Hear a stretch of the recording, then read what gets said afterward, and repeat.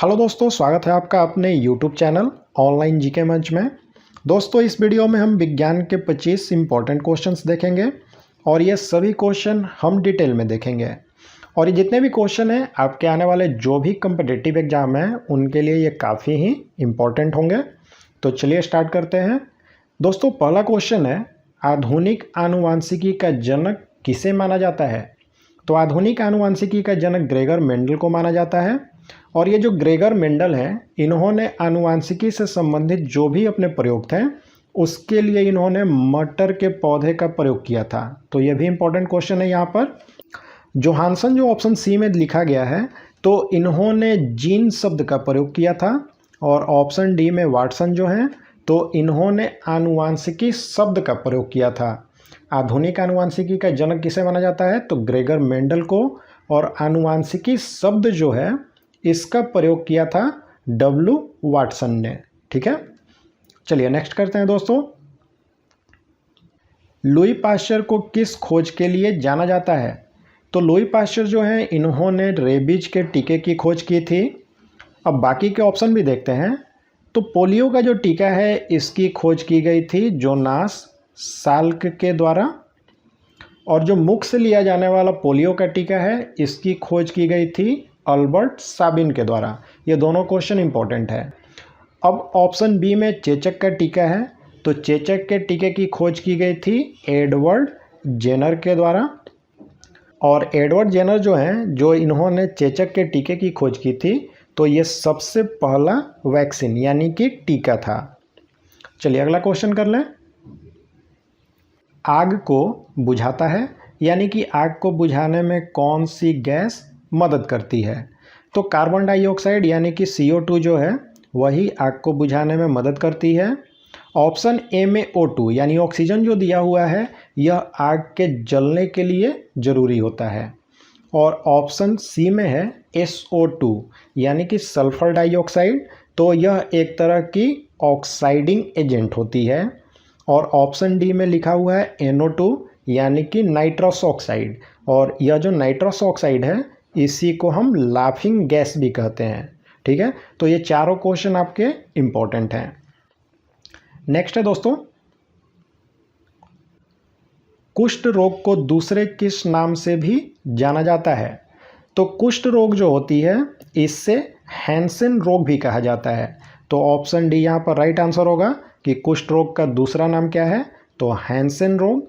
और यह जो बीमारी है कुष्ठ रोग, यह एक तरह की बैक्टीरिया से होती है जिसका नाम है माइकोबैक्टीरिया लेप्री। तो ये भी इम्पोर्टेंट नाम है, ये याद रखनी है आपको। एक जनरेटर रूपांतरित करता है, तो जनरेटर जो होता है वह यांत्रिक ऊर्जा को विद्युत ऊर्जा में बदल देती है। तो यहाँ पर राइट आंसर ऑप्शन बी हो जाएगा।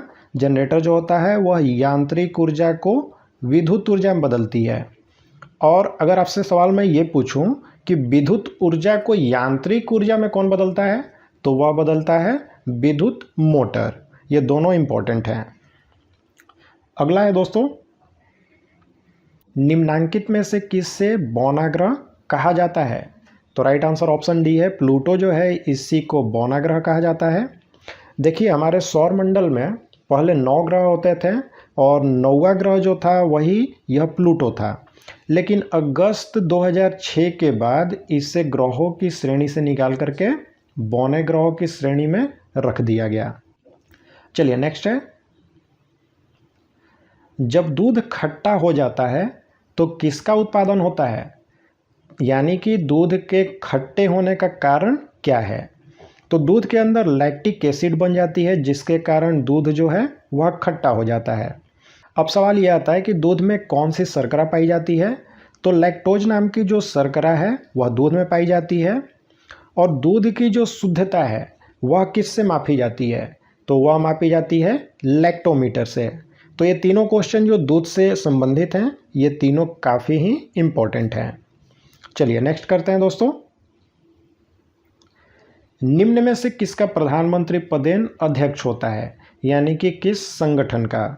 तो राइट आंसर ऑप्शन बी है CSIR। CSIR का मतलब क्या हुआ? तो council of scientific and industrial research जो है इसका प्रधानाध्यक्ष होता है भारत का जो राष्ट्रपति है वही। और ये जो CSIR है इसकी स्थापना हुई थी 1942 ईस्वी में और इसकी मुख्यालय है नई दिल्ली। तो ये सभी क्वेश्चन जो है आपको याद रखने हैं। वॉशिंग पाउडर का इस्तेमाल किया जा सकता है। तो वॉशिंग पाउडर जो है इसका इस्तेमाल हम कठोर जल को नरम करने के लिए कर सकते हैं। तो राइट आंसर यहाँ पर ऑप्शन सी हो जाएगा, कठोर जल को नरम करने के लिए। और ये जो वॉशिंग सोडा होता है इसका रासायनिक नाम होता है सोडियम कार्बोनेट और इसका रासायनिक सूत्र होता है Na2CO3। ये भी याद रखना आपको। चलिए अगला करते हैं। कौन सा एक ग्रंथि नहीं है? तो पित्ताशय जो है वह एक ग्रंथि नहीं है बल्कि एक अंग है। और ये जो पित्ताशय है इसका आकार नाशपाती की तरह होता है। इसका काम क्या है कि हमारे यकृत से जो पित्त निकलता है वह आकर के इस पित्ताशय में जमा हो जाती है।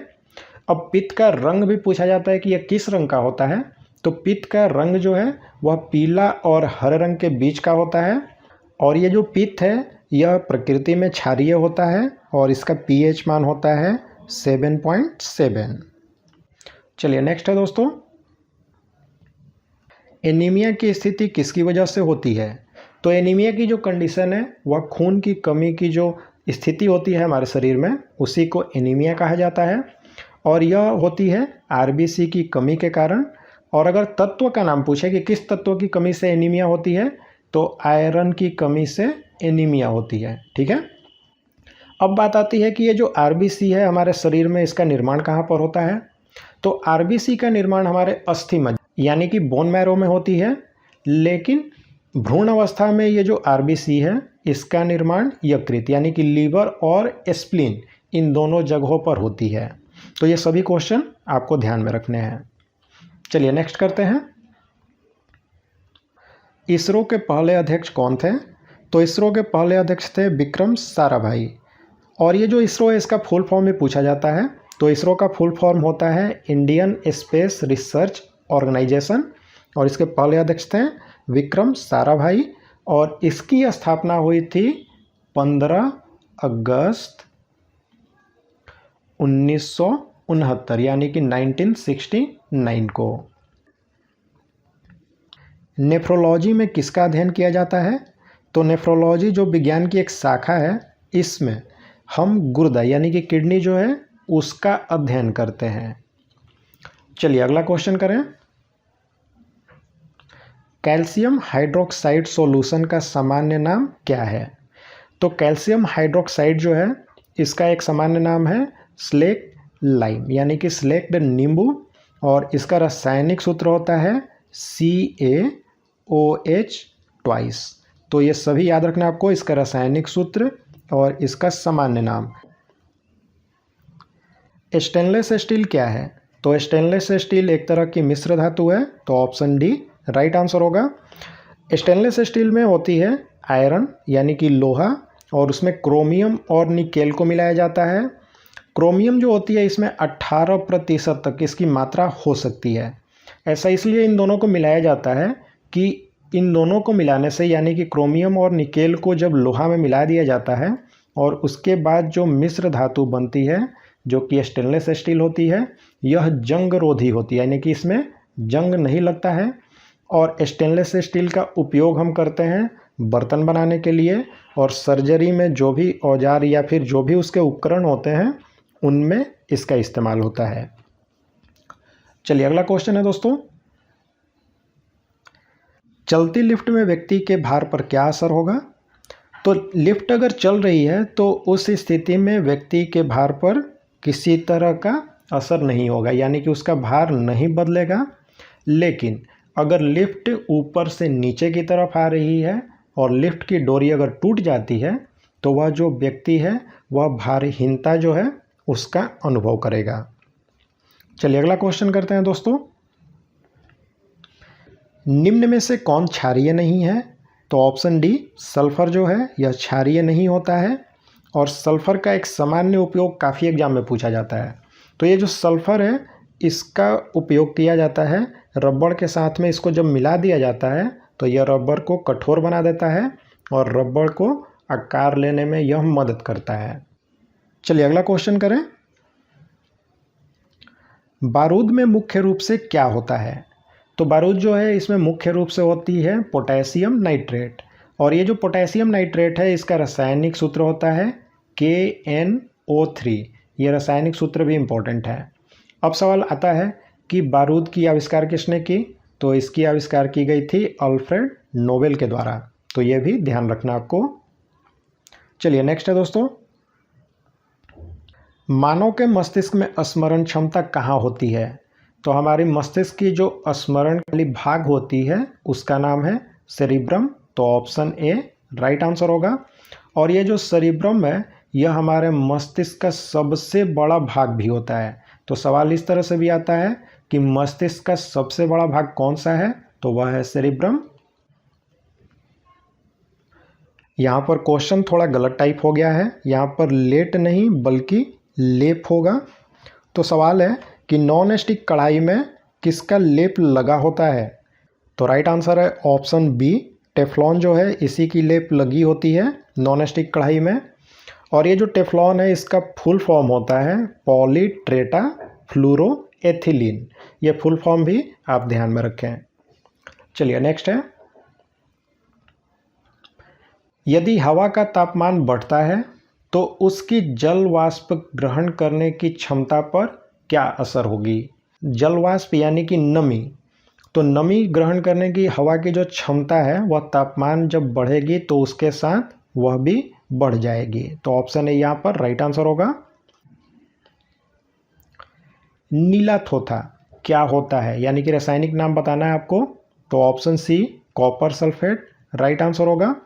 और इसका रासायनिक सूत्र भी याद रखें, रासायनिक सूत्र होता है CuSO4 × 5H2O। चलिए नेक्स्ट है, कौन सा विटामिन शरीर में भंडारित नहीं होता है? तो विटामिन सी जो है यह हमारे शरीर में भंडारित नहीं होती है। इसके पीछे कारण यह है कि यह जो विटामिन सी है यह पानी में घुलनशील होती है और इसी के कारण यह हमारे शरीर से मूत्र के साथ बाहर निकल जाती है। चलिए नेक्स्ट कर लें, चिकित्सीय भाषा में गोल्डन आवर का संबंध किसके साथ है? तो गोल्डन आवर जो होता है वह दिल का दौरा जब पड़ता है यानी कि हृदयघात होती है तो उसका जो पहला घंटा होता है उसी को कहा जाता है गोल्डन आवर। तो यह संबंधित है ऑप्शन डी हृदयघात से। बच्चों में अतिसार का मुख्य कारण क्या है? तो बच्चों में जो अतिसार होती है वह रोटा वायरस के कारण होती है। और वयस्कों में अगर पूछा जाए कि अतिसार क्यों होता है तो वह होता है नोरा वायरस के कारण। ये दोनों याद रखना है आपको। तो दोस्तों यहाँ पर हमने साइंस के 25 इंपॉर्टेंट क्वेश्चंस देखे।